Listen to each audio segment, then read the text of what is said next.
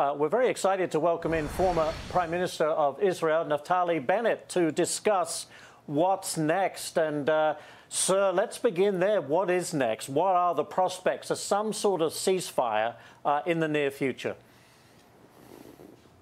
Well, Israel seeks quiet and security in the region. We want peace, but in order to achieve peace, we have to neutralize the source of war and the source of terror, and that's the Islamic Republic of Iran. It's sort of the head of the octopus of terror in the entire Middle East. Where we stand right now is that Israel has severely weakened the arms of the octopus, Hezbollah and Hamas. We've also rendered Iran's ability to defend itself. We've diminished their ability to defend themselves. And now it's time to hit the head of the octopus, the nuclear program and the regime itself. You actually said that same thing on October 2nd following the ballistic missile attack on Israel. You said Iran had made a terrible mistake and that Israel had its greatest opportunity in 50 years to change the face of the Middle East. That was October 2nd. Have you lost that opportunity? I don't think so. I think ultimately we should look at this in a whole perspective, and what matters is what we do next. Do we just let go of Iran and let them replenish themselves and fix their air defenses and then beginning rearming the whole octopus in Lebanon and Gaza? Or do we go all in and take out their nuclear program and ultimately help the Iranian people topple this terrible regime that's been ruining their own lives for the past decades? So I think what really matters is what's next. It must be very frustrating. You've taken out the leader of Hezbollah, Hamas, but surely those groups just find someone else to lead them. The ability to crush these proxies of Tehran is very difficult. And what's to stop them, once again, reforming and going back to what they were before this war began? Well, that's a very good question. The answer is the way to stop the arms of the octopus from reforming, rebuilding themselves is by hitting and ultimately cutting off the head of the octopus.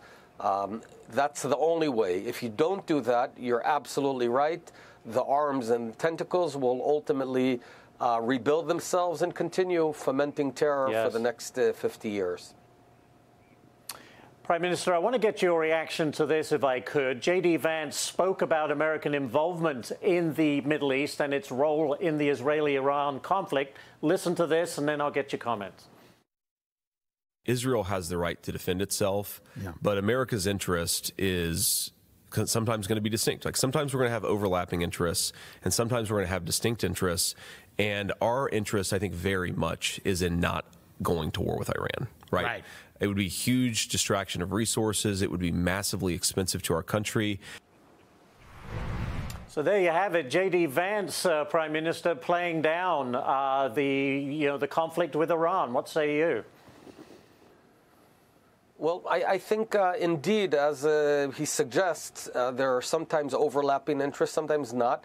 In this case, I think the interests are overlapping because Israel is essentially doing the hard work for the free world. We're fighting 7 fronts of radical Islamic terror, which we well know that if it doesn't stop in the Middle East, it'll ultimately hit the shores of the United States of America, as we've seen in 9/11 and other cases. So we are not asking America to fight our wars. We're not asking America to go out to war for us. It's actually quite the opposite. We are fighting on behalf of America in the free world. We're sending our sons and daughters to fight this horrible terror apparatus. We're losing boys and girls, but and these are true heroes, but we're doing it while understanding that if we don't do it, no one will do this. And very quickly and lastly, do you feel like you have the full support of the Biden administration right now? Well, you know, we look at America, regardless of the specific political administration in place, and we are tremendously thankful to the people of the United States of America, who overwhelmingly understand that there's a battle between good and evil. They understand what it means to be the Jewish state that's fighting 7 fronts, sending our younger generation to fight these horrible terrorists and to ultimately defeat them. So we can only thank the United States of America for that. I think, well, it's a good place to leave it. But Prime Minister, thank you so much for joining us today. It was a very informative discussion. Thank you, sir. Thank you very much.